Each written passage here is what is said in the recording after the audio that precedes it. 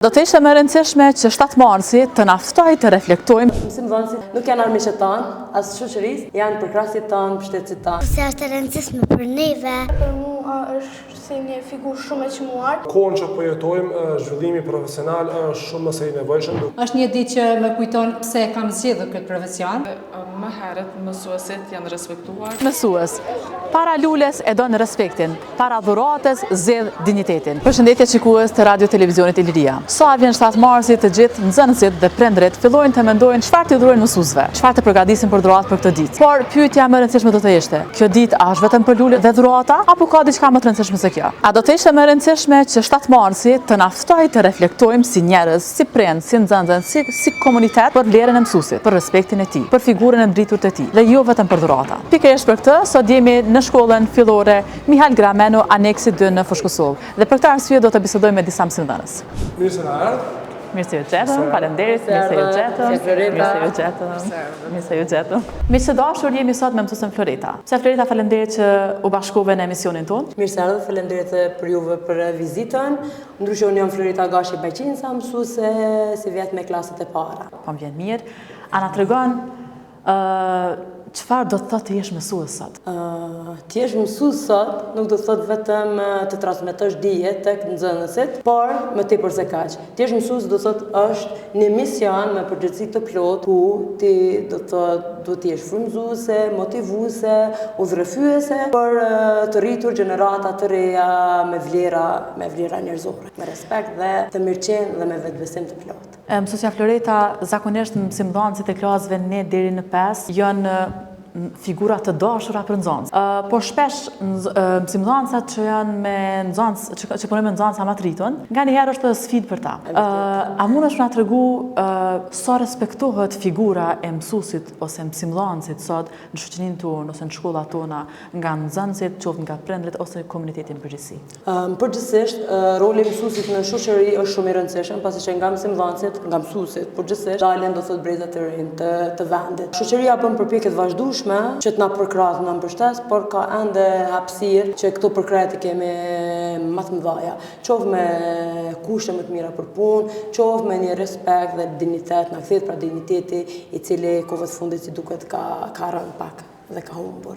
Kështu që ti je mësues, thash është një mision vete, me një përgjegjësi shumë të plotë, gjë që e bëjmë me komplet qenien tonë, pa kursyer asgjë. Po, ju si mësuese e klasës parë, ne e dim që prindrit juve ja u besojnë fëmijët kur sjellin këto. Po njëkohësisht, a keni respekt dhe mirëkuptim po tek kësaj rëndësie të veçantë nga prindrit? Pikërisht këtë pikë dashna të ndalem, tash sa vite që punoj, do të thotë fatmirësisht, gjithmonë kam hasur në gjenerata me një komunitet prind shumë të mirë, gjë që kanë qenë shumë përkrahas.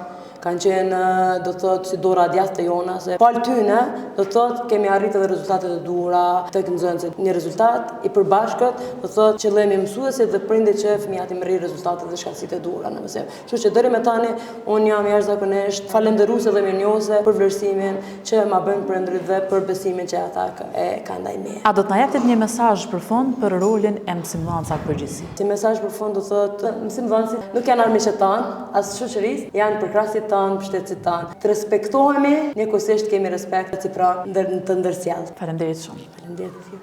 Arjan, a na tregon çfarë vlere ka mësuesja për ty? Na mëson, na dën, na përqaf. Mësuesja është e rëndësishme për neve, kujdeset. Edhe njëkohësisht është mësuesja që ti ka mësuar shkronjat, numrat, leximin, ngjyrat, apo? Po. Era, përshëndetje. Përshëndetje. Faleminderit që morë pjesë në emisionin tonë. Faleminderit edhe që na vizituat. Era, a na tregon çfarë vlere ka mësuesi për ju? Mësuesja për mua është si një figurë shumë e çmuar. Ajo ishte si nënë e dytë gjatë një periudhe të gjatë gjithësisë sime. Ajo na mësonte, na edukonte për gjëra të reja dhe për gjëra që na nevojiten më vonë në jetë. Unë dua ta shoh. Të lumë.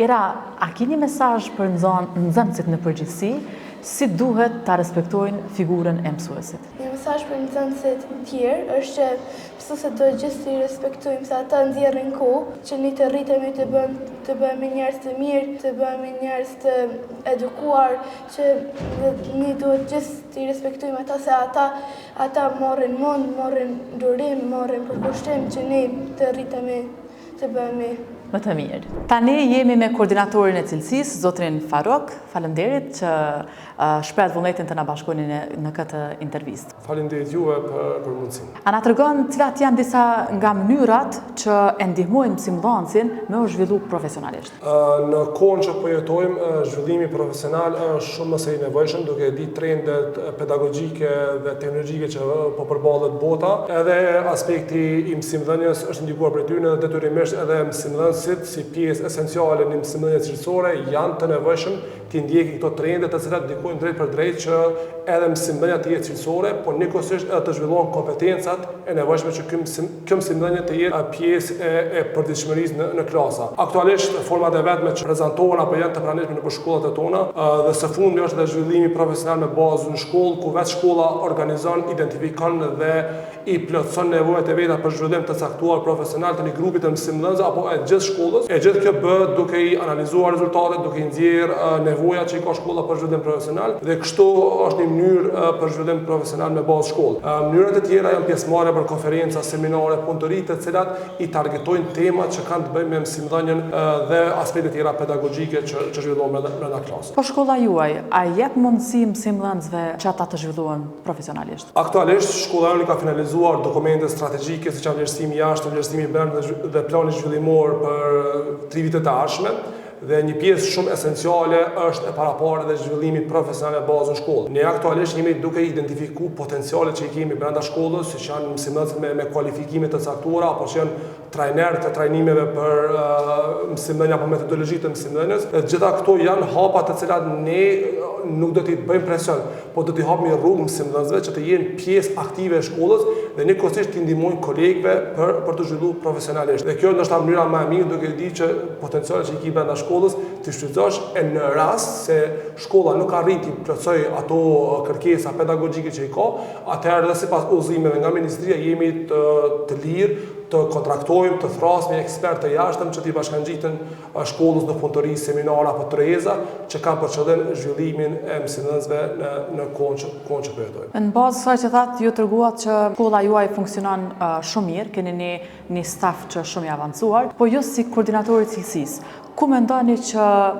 kemi nevojë me ngritë cilësinë asim? Aktualisht, në kontekstin që kemi edhe shkollën edhe komunën tonë, ne si komunitet përballemi me numër të madh të nxënësve në klasë. E që në mos të madhe edhe e pamundson ndoshta arritjen e rezultateve me të cilat obligohemi në kurrikulat bërtham që ekzistojnë për klasë të caktuara. Si sfida tjera është mungesa e pajisjeve teknologjike me që shumë kompetenca ndoshta do të arrishin edhe për atë pjesë ku pajisjet teknologjike janë ndoshta të mangëta në disa hapësira, pastaj ambienti brenda shkollave mund të jetë edhe më i zgjeruar në vendin ku jemi aktualisht, nuk kemi shumë hapësirë për aktivitete sportive dhe mendoj që këto janë ndoshta 2-3 elemente kryesore të cilat ndoshta angazhim konkret nga institucionet lokale mund të ndikojnë drejt për drejt në ngritjen e cilësisë. E them edhe në fillim që angazhimi i mësimdhënësve është maksimal përmes punëtorive që organizohen brenda shkollës, kontributin direkt në përcaktimin e objektivave strategjike të shkollës për 3 vitet të ardhshme dhe kjo ndoshta është më mirë ku ne vetë e dim nevojat që kemi për zhvillim të shkollës dhe ngritjes së cilësisë dhe në këtë formë besoj që në vitet e ardhshme shkolla do të jetë e gatshme që të ndërmerr hapat edhe të përshtatet trendeve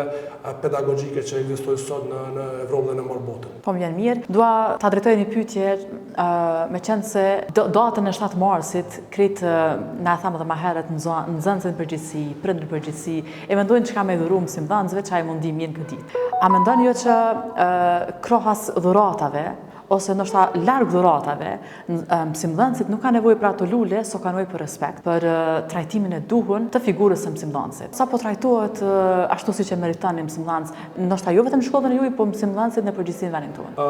Po them ndoshta me plot keqardhje në opinionin e krijuar së fundi në Kosovë, zakonisht profesioni i mësimdhënësit shihet fajtor shoqëror për dështimet që ekzistojnë në shoqëri, por prapë nuk është për të demotivuar duke ditë që komunitetet e prindërve janë shumë aktive, shumë bashkëpunuese, mendoj që kjo është respekti më i madh, duke ditë që rezultatet e përbashkëta, sukseset e përbashkëta si të prindërve, si të nxënësve dhe të mësimdhënësve jo ndoshta respekti dhe rezultati më i mirë që duhet ta synojmë së bashku. Pastaj dhuratat e caktuara materiale ato jo ndoshta ura për krimin e bashkëpunimeve ndërmjet vetëve. Falenderim pikërisht, ndërsa respekti më i madh është ne ta funksionalizojmë atë që quajmë trekoshin pedagogjik apo trekoshin e artë pedagogjik, pasi mënyra e vetme për zhvillim e nxënësve të shkollës, të shoqërisë është pikërisht bashkëpunimi mes këtyre aktorëve që i përmenda. I nderuar, faleminderit shumë që ndatë kohë për neve. Faleminderit juve. Përshëndetje, jam Lavdije Nika, mësuese e klasës parë. Mësuesja Lavdije, çfarë ndjenje ju zgjon shtatmarsi juve si mësimdhënëse? Shtatmarsi mu më zgjon krenari dhe përgjegjësi. Është një ditë që më kujton pse kam zgjedhur këtë profesion. Të përcjellim jo vetëm dije, por edhe vlera, dashuri edhe edukat. Ndihem e vlerësuar kur e shoh respektin e nxënësve dhe buzëqeshjen e tyre. Mësuesja Lavdije na tregon çfarë është më vështirë për juve, të mësosh lëndën apo të menaxhosh emocionet e nxënësve? Një nga sfidat më të mëdha është ruajtja e vëmendjes së nxënësve në një kohë kur ata janë të ekspozuar ndaj shumë burimeve informacioni dhe stimulimeve të vazhdueshme, gjithashtu përballja me nivele dhe nevoja të ndryshme brenda të njëjtës klasë kërkon përkushtim, durim dhe energji të madhe. Mësuesja Vlerin, përshëndetje, faleminderit që ndave kohë më bashku në këtë intervistë me ne.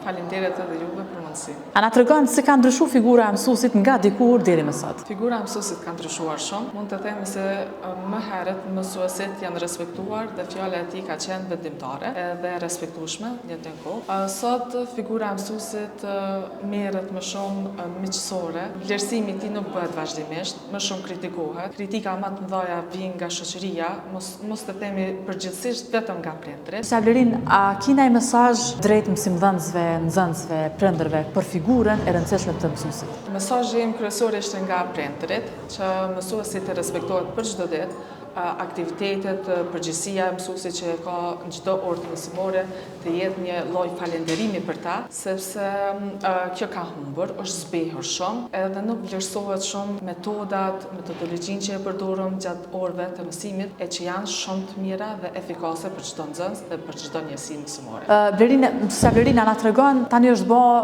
mod me dhënë lule për 7 mars mësuesit, a mendon që përmes kësaj lule ata po e kryejnë obligimin e tyre si njerëz? Jo. Apo kështu kanë marrë nxënësat? Do gjatë gjithë vitit, pavarësisht që sillen, kur ata dhurojnë një lule ose një dhuratë, mendojnë që kanë përfunduar obligimin e tyre ndaj mësimdhënësve. Jo, as pak. Mund të themi se një lule është një simbolik e vogël për një falënderim, por falëndrimi më i madh mund të jetë për çdo ditë, një respekt. Mësuesja çdo gjë të bekuar, çdo gjë të mirë na mëson mësuesja për herë me dëshirë. Asnjëherë lodhur zonën si buri vetëm për të na mësuar se fitojmë dituri. Nxënës, prindër, mësimdhënës, qytetar. Mësuesi është profesionisti i cili ndërton të gjitha profesionet. Arsimi është themeli i shtetit. Mos lejoni që me një lule për 7 mars të kryejmë obligimin tonë. Le të reflektojmë si njerëz, si qytetar, për rëndësinë e mësuesit dhe mësimdhënjes. Sepse secili mësues para lules e don respektin, para dhuratës zgjedh dinjitetin. Nga shkolla Mihal Gramenos, mirëmbëjtje.